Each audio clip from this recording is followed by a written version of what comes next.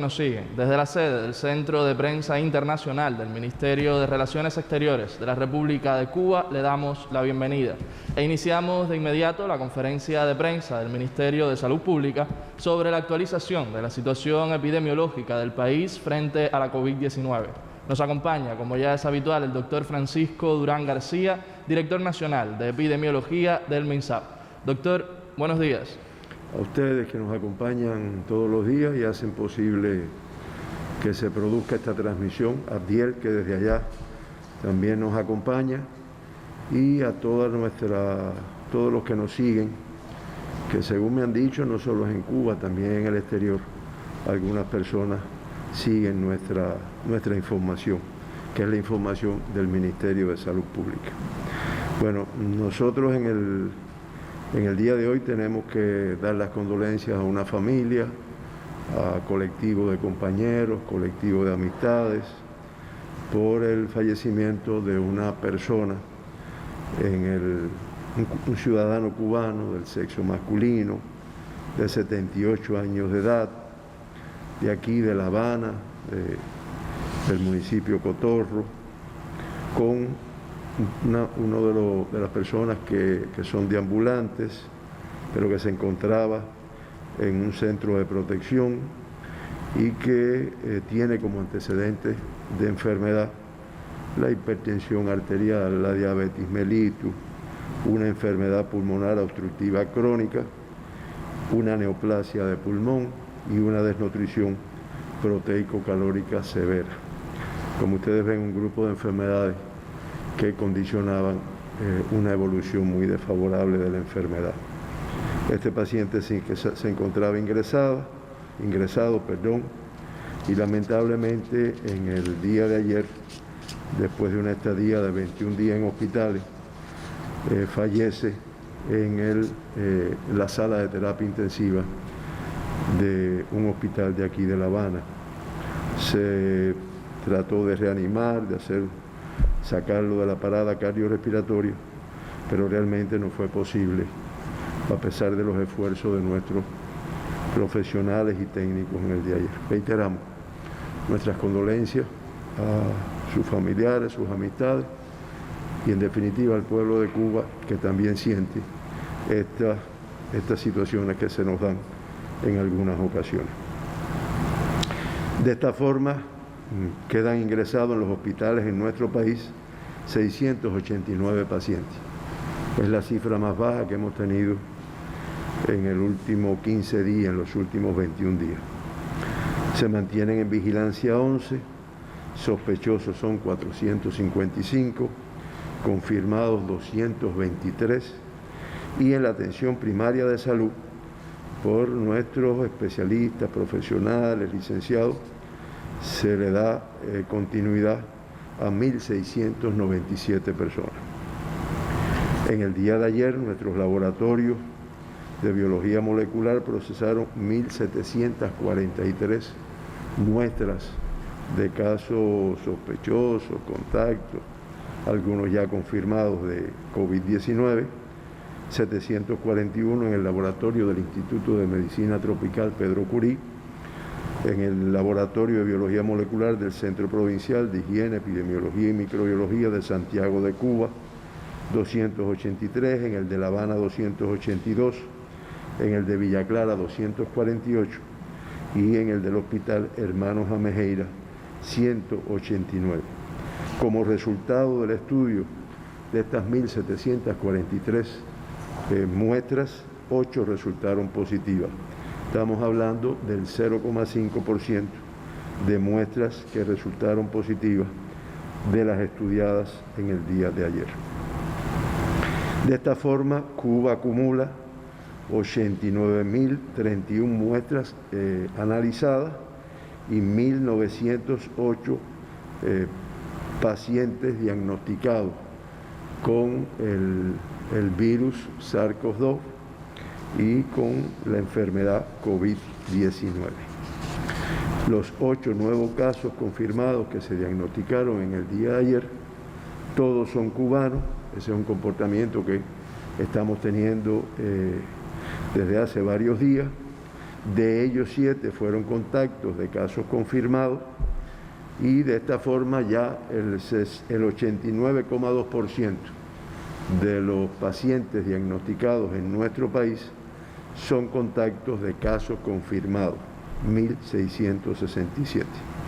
En uno de los 8 casos diagnosticados ayer no se precisa aún la fuente de infección y se acumulan 69 en toda la epidemia, en los cuales que es el 3,6%, en los cuales no se ha podido precisar la fuente de infección, no obstante el estudio epidemiológico que se realiza. No se modifica el número de personas diagnosticadas con fuente de infección al extranjero, que son 131, el 7% de los casos diagnosticados. Quedamos a partes iguales, 4 del sexo masculino, 4 del sexo femenino, y de todas formas en el acumulado el sexo femenino queda a un 48,8%. De los casos diagnosticados en nuestro país, 933 son del sexo femenino, 975 del sexo masculino, que es el 51,1%. 3 de los casos fueron asintomáticos, o sea, el 37,5%, 3 de los 8 casos diagnosticados ayer, es una cifra inferior.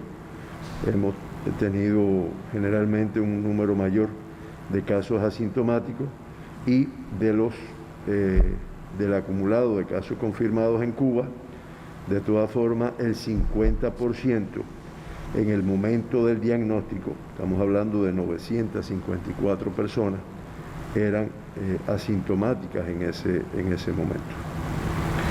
Por grupos de edades, hay 4 casos en el grupo de 40 a 59 años, 2 de 20 a 39 años, y tenemos que decir que en el grupo de los menores de 1 año tenemos una niña de 6 meses del municipio Matanza, que fue diagnosticada en el día de ayer, contacto de un caso positivo, por lo tanto ya se encontraba ingresada la niña en el momento del diagnóstico, del momento que se confirmó la persona de la cual ella es contacto. La niña está bien y al igual que han tenido una evolución favorable los 194 niños que en nuestro país se acumulan con diagnóstico de COVID-19. De ellos, de los 194, ya 166 se encuentran de alta. Por provincias, 6 casos de La Habana, de los municipios San Miguel del Padrón, Habana Vieja, Centro Habana, Boyeros, Arroyo Naranjo y Habana del Este, uno de cada uno de estos municipios. Y en el caso de la provincia Matanza, que es la que tiene 2 casos, son los 2 del municipio Matanza. Ustedes lo tienen ahí en el cuadro y, como siempre comento, pues de las tasas de incidencia de casos positivos, al distribuir estos 8, no me voy a referir al acumulado porque se mantiene la isla en primer lugar con un 50,4, La Habana con 42,8, Villa Clara, bien. Ese es el comportamiento desde que comenzó la pandemia en nuestro país. Pero vamos a referirnos específicamente a los últimos 15 días, que nos da una imagen mucho más cercana a la realidad de lo que está pasando en estos momentos. Y al igual que en el día de ayer, ahí se mantiene en primer lugar la provincia de Matanzas, con una tasa de incidencia de casos positivos al COVID de 7,9 por 100.000 habitantes, la provincia de La Habana con una tasa de 5, la provincia de Villa Clara con una tasa de 3,1, la provincia de Ciego de Ávila con una tasa de 2,1, Camagüey con 1,4, Santi Espíritu 0,9, Mayabeque 0,5, Holguín 0,4, Artemisa 0,4, Las Tunas 0,4, Pinar del Río 0,3 y, como dijimos desde el día de ayer, el municipio especial Isla de la Juventud, Cienfuegos, Santiago de Cuba, Guantánamo y Granma se mantienen sin casos en los últimos 15 días. Ayer veíamos en algún momento en algún reportaje el alta de la última, un alta muy emotiva, con participación del personal de salud, de la población, de las organizaciones demás, del último caso que se encontraba ingresado en el municipio especial de la Isla de la Juventud. Y con esto ya no tienen más casos ingresados hasta el momento. De esta forma, los 1.908 pacientes diagnosticados con la enfermedad que se acumulan en nuestro país, se mantienen ingresados 223. Esta cifra, en la medida que vayamos disminuyendo el número de ingresos, y sabemos que con el esfuerzo de todos, con el cumplimiento disciplinado de nuestra población, pues lo vamos a ir logrando. No creo que las cifras que hemos tenido en los últimos días sea por casualidad. Eso no es casual y el mundo nos lo está demostrando. Pero cuando se adopta un grupo de medidas que, como han reiterado todas nuestras autoridades, nuestro presidente, pues tenemos que cada vez apretar un poco más. De estos 223 casos que se mantienen ingresados, 218, el 97,7%, tienen una evolución clínica estable, favorable a este indicador, lo cual demuestra, bueno, el hecho que se detecten a tiempo, el hecho de que se le aplique un tratamiento desde el mismo, o sea, no digamos del momento que se diagnostican, ya desde la etapa en que son sospechosos o contactos, ya se inicia un esquema de tratamiento con esta persona. Lamentablemente, con el fallecido que se informó en el día de ayer, que se produjo ayer, pues se acumulan 80 fallecidos. Esto nos da una letalidad de 4,19 y, como también analizamos todos los días, Cuba se mantiene en el lugar número 15 en relación con la tasa de la letalidad, o con la letalidad, por ciento de letalidad en la región de las Américas. Es la posición que ocupa Cuba con la tasa de 4,19. La letalidad en la región de las Américas es de un 5,93% y de los 35 países, 11 tienen una tasa por encima del 5,93, que es la tasa de la región de las Américas. Esta es la situación en relación con la letalidad en nuestro país. Se mantienen los 2 evacuados que siempre mencionamos. Se efectuaron en el día de ayer 30 altas, otro indicador favorable, un número muy superior de altas al número de ingresos, son 30 altas y 8 ingresos, y de esta forma ya 1.603 personas de las 1.908 diagnosticadas en nuestro país, pues se han recuperado.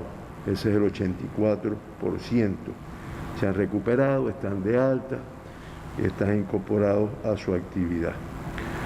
Hoy tenemos que informar que mantenemos un crítico, uno menos que en el día de ayer, y 4 graves, 2 menos que el día de ayer.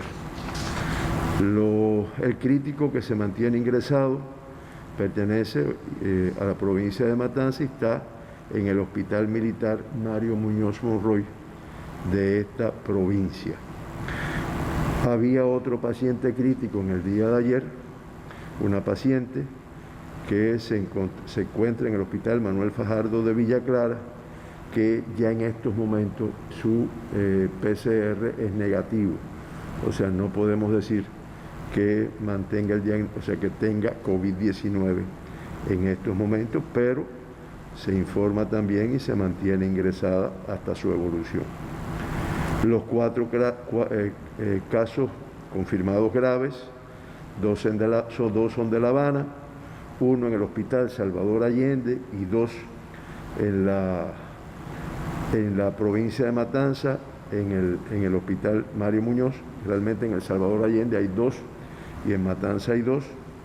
Y salen del parte de grave para de cuidado, una evolución con mejoría. 2 pacientes diagnosticados, una que se encuentra en el Hospital Militar Dr. Luis Díaz Soto, aquí en La Habana, y una que se encuentra ingresada en el Hospital Militar Mario Muñoz Monroy de Matanza. Son los 2 pacientes que han tenido una evolución estable, una evolución que permite que no se clasifique como un estado grave y por lo tanto se mantiene ingresada, pero de cuidado en estos momentos. El mundo ya hasta las 12 de la noche, siempre lo decimos, porque las estadísticas van mucho más rápido que a veces la información. Hasta las 12 de la noche se mantenían 185 países con pacientes diagnosticados de COVID-19. Ayer se confirmaron en el mundo 94.988 personas con COVID-19 y esto hace un acumulado de 4.861.456 casos confirmados en el mundo. Ya ven que prácticamente estamos arribando a los 5 millones de personas contagiadas, identificadas, diagnosticadas en el mundo. En el día de ayer también otra cifra muy elevada, 4.282 fallecidos, lo cual hace que se acumulen 322.483 personas que en el mundo han fallecido como consecuencia de esta enfermedad. Eso da una letalidad de un 6,63% de letalidad en el mundo. Ya la región de las Américas aporta el 44,98%, 45% prácticamente, de todos los casos reportados en el mundo, ya que en el día de ayer se diagnosticaron 52.452 personas con la COVID-19 en la región de las Américas. Y la cifra de personas acumuladas, confirmadas, son 2.186.907 casos. Lo que es todavía peor, en el día de ayer murieron en nuestra región 2.848 personas y se acumulan fallecidos 129.680 personas en la región de las Américas. Esto da una letalidad para esta región, como habíamos dicho anteriormente, de un 5,93%. O sea, de cada 100 personas que enferman, prácticamente 6 fallecen. Uno por el trabajo que desempeña y muchas personas porque siguen esta pandemia desde que nos empezamos a dar cuenta de la magnitud de la misma. De verdad que uno todos los días lo va diciendo, ¿no? Pero no recuerdo haber asistido a un evento que provocara la muerte de tantas personas día tras día. Y que muchas veces uno se pregunta, bueno, ¿y cuándo parará esto? La misma población pregunta, bueno, ¿y esto hasta cuándo va a ser? Nosotros seguimos con nuestras medidas muy rigurosas, nuestro seguimiento diario por presidente, primer ministro, viceprimeros ministros, ministros y toda nuestra población, la defensa civil, las organizaciones de masa, y cuando vemos la experiencia lamentable de algunos países que se han ido desmovilizando y los resultados que han tenido a los pocos días, pues a uno lo que le dan deseo es de seguir todavía apretando un poquito más para que se consolide los resultados que estamos teniendo en Cuba. Bueno, creo que es suficiente. Escucho las preguntas que puedan existir. Comenzamos, doctor, entonces la ronda de preguntas. La primera pregunta formulada por Granma y dice lo siguiente: ¿debe cumplir algún requisito un local para servir como centro de aislamiento? ¿Pueden estos centros estar ubicados dentro de las comunidades? ¿Deben mantenerse aislados los trabajadores de esos sitios? Bueno, esa es otra particularidad de Cuba, de nuestro sistema de salud. Digo porque anoche mismo analizábamos en una reunión con el ministro y el equipo de trabajo, el grupo técnico, y veíamos que no todos los países, hay países que incluso casos confirmados los siguen desde la casa. Pero en Cuba, como también explicamos ayer, desde el mes de enero que se elaboró nuestro plan, el plan tiene previsto el ingreso del 100% de los confirmados, el ingreso del 100% de los sospechosos, el ingreso del 100% de los contactos, el contacto de todos los más cercanos, los más distantes. Hemos tenido centros para ingresos. ¿Se acuerdan que cuando se decidió, hubo un momento también relacionado con el momento en que se limitaron la entrada de extranjeros a Cuba, en el cual se crearon centros para todas las personas que arribaran de todas formas, porque había un grupo de vuelos programados, pues iban para esos centros de aislamiento, iban y van. Todavía hoy cualquier extranjero que llega a nuestro país va a esos centros de aislamiento y ahí permanece durante 14 días, se le hacen las pruebas hasta descartar que no tenga la enfermedad. Y así tenemos centros de aislamiento para viajeros que lleguen del exterior, centros de aislamiento para contacto, centros de aislamiento para sospechosos en algunas ocasiones que no tienen una gran complejidad de síntomas, y en estos centros se cumplen con los mismos requisitos que para un hospital con casos confirmados. Desde el punto de vista de la protección de nuestro personal, desde el punto de vista del protocolo de permanencia de las personas que están en esos lugares durante 14 días, la realización de las pruebas para descartar la enfermedad, y el personal que trabaja en estos lugares pues cumple con los mismos requisitos que los demás. Una vez que termina un periodo de trabajo de 14, de 21 días, pues se somete a un aislamiento para ver si aparece algún síntoma, y al final de su estancia en el aislamiento se le realiza también un PCR en tiempo real para cuando ya se diga, ya te incorporas a tu vida normal, a tu trabajo y a todo, pues está totalmente negativo. No te contagiaste. ¿Por qué? Porque este es un personal que dentro de todos estamos expuestos. Nos podemos encontrar cualquier persona asintomática con la enfermedad, pero este trabaja no con personas que pudieran ser, son personas que muchas veces ya tienen la enfermedad y la están incubando. Esos son los centros. Me preguntaban, ¿no? ¿Se tienen apartados, confinados? No, son centros que se han buscado lugares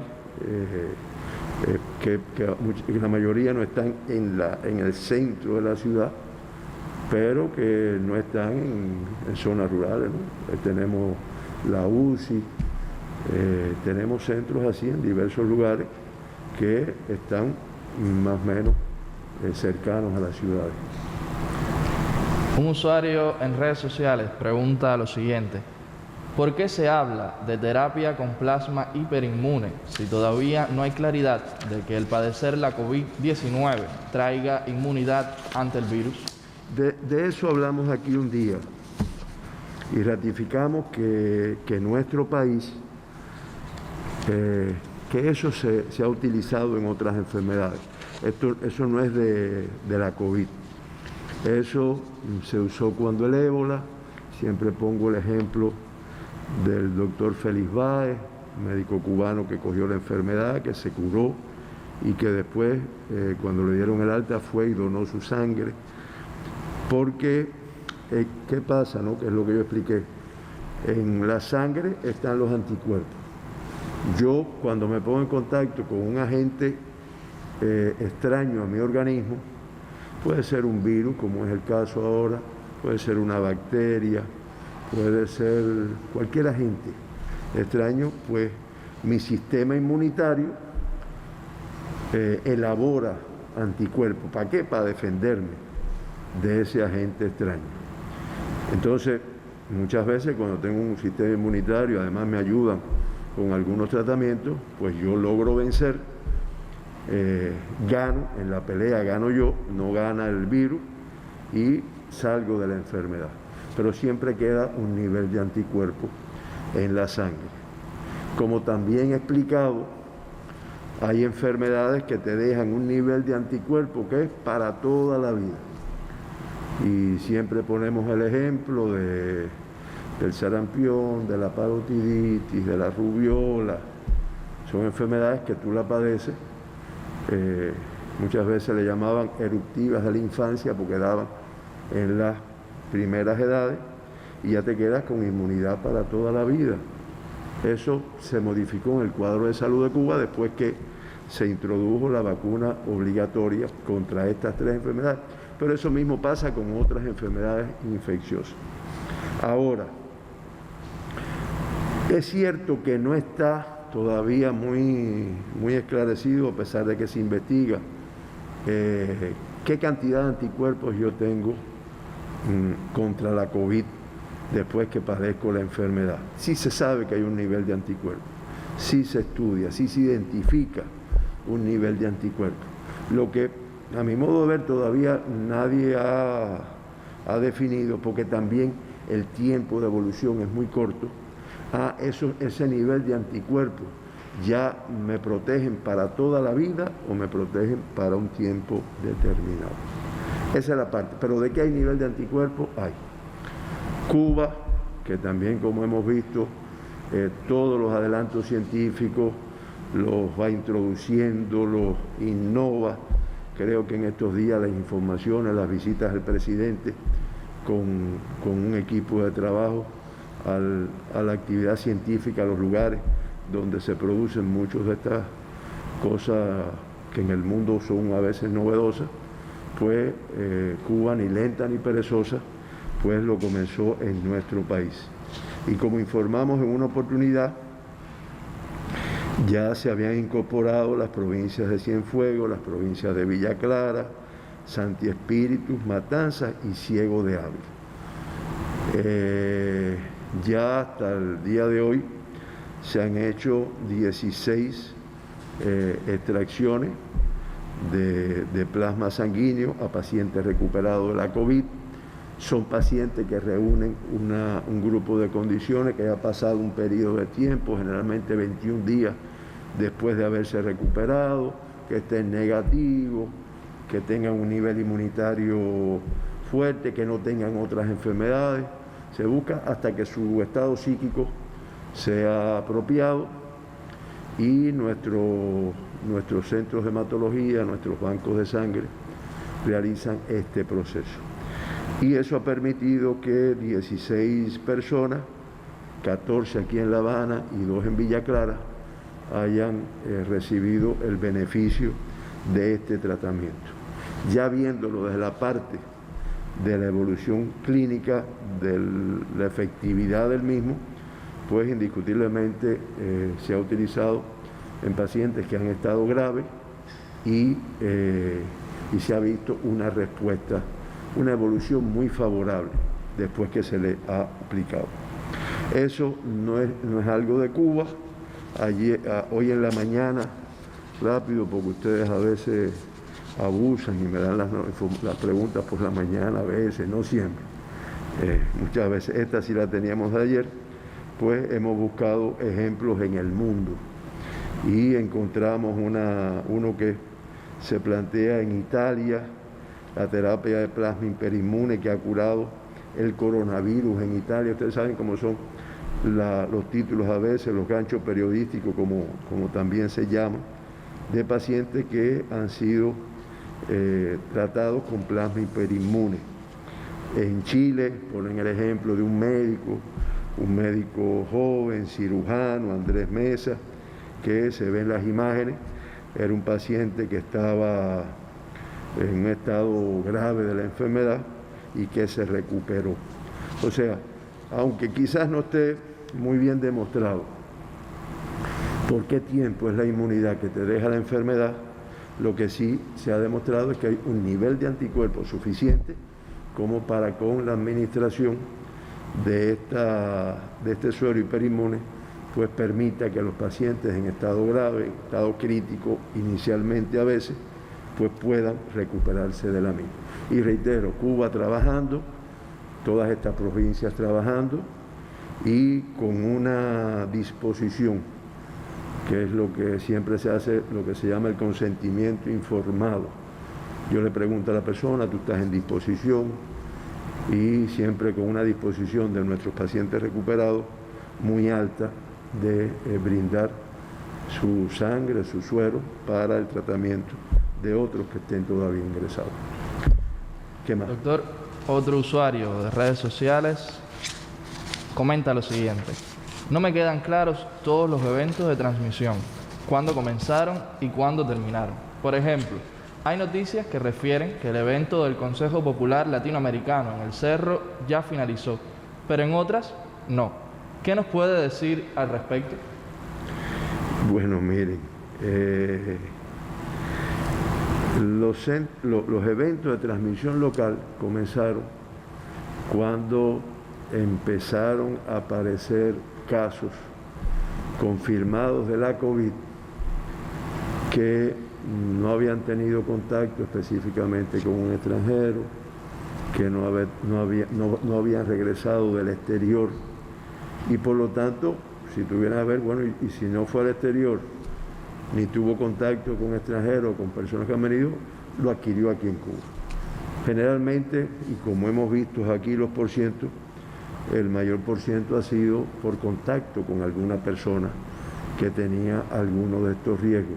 Entonces ya no podemos hablar de que son casos que han venido importados, sino que son casos que se han infectado en nuestro país en contacto con estos casos ya diagnosticados. Eso, a partir de ese momento ya se empezaron a declarar estos eventos de transmisión local. ¿Qué conlleva? Dirá, bueno, ¿y qué cambia? No, que en el lugar donde se detecta se hace un grupo de medidas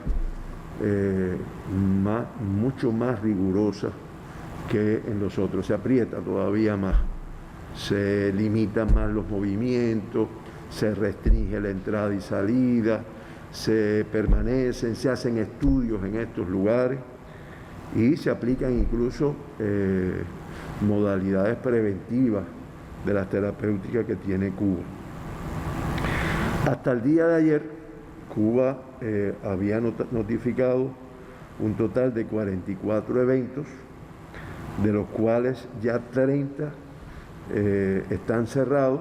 Ahora voy a explicar a qué le llamamos cerrados, y todavía 14 se mantienen activos. Por lo tanto, se mantienen las medidas. Yo siempre, porque a mí me gusta poner ejemplos, ¿no? Y siempre recuerdo, porque fueron los primeros, cuando se diagnosticó, se organizó, se tomaron las medidas en la comunidad Camilo Cienfuegos del municipio San Cristóbal de Pinar del Río. Y ahí se explicó al pueblo con las medidas. Después, ya aquí en La Habana, en el Consejo Popular El Carmelo, también con un grupo de medidas, y esos eventos fueron de los primeros que cerraron. Estos eventos se mantienen abiertos, y cuando yo digo abiertos se mantienen con medidas de restricción más rigurosas hasta 28 días, que son 2 periodos de incubación máximo de la enfermedad, después del último caso confirmado en ese lugar. Eso es para tener la seguridad de que cuando ya se decide, no vamos a aplicar las mismas medidas que existen en toda Cuba, no vamos a hacer nada extra aquí, pues, aunque siempre se mantiene una vigilancia, pues se hace después de los 28 días de aparición del último caso confirmado, de los primeros síntomas. Muy específicamente, el evento que le llaman del latinoamericano, que pertenece al Cerro, es un evento que todavía se mantiene abierto, todavía se mantiene con reforzamiento de medidas. El último caso diagnosticado de ahí fue del 27 de abril y por lo tanto debe de cerrar en los próximos días, pero todavía se mantiene abierto. Y en esta situación, reitero, tenemos 14 eventos activos en nuestro país. Doctor, así terminamos la ronda de preguntas. ¿Alguna última precisión? Bueno, muchas gracias. Gracias a todos ustedes, a todos los que nos siguen, a todos los que hacen posible esta filmación. Ayer me explicaban, Fran, eso no es tan sencillo, ¿no? Porque hay un grupo de precisiones para que salga en tiempo, para que salga bien. Y sabemos que hay el esfuerzo de un grupo de personas que no se sientan aquí frente a las cámaras, pero que garantizan que se desarrolle. Así que muchas gracias a todos, les deseo un buen día y seguimos en combate. El agradecimiento también para usted, doctor, para los corresponsales por sus preguntas, para los usuarios de redes sociales y otras plataformas digitales y, por supuesto, para todos los que nos siguen. Agdiel, volvemos contigo.